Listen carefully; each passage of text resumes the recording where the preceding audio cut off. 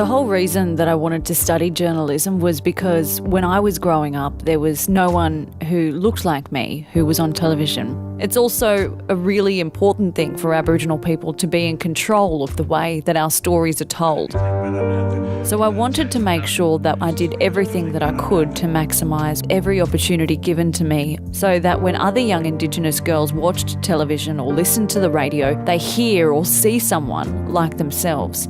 Because I think that's the way we take a step forward in how we relate to each other in this country.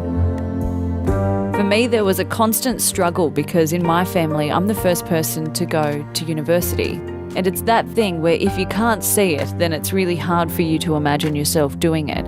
But there's also this little voice that would be like, oh, you're not smart enough to do that. You don't belong here. And having self-belief is a huge part of overcoming the challenge.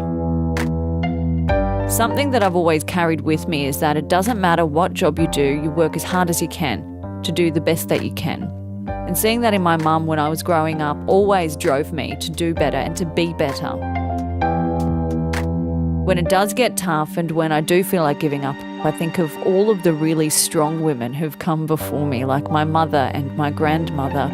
And I just think, no, you have to keep going because all of these people have worked so incredibly hard to put you there. And also knowing that could then inspire other young Aboriginal people to do the same. Education is the most important thing, and we know that from the research. Once Indigenous kids get through post-secondary education, then we actually do better. But you need to be able to imagine yourself doing it. On election day, I remember sitting in the Senate courtyard and I looked up and the flag was blowing in the wind.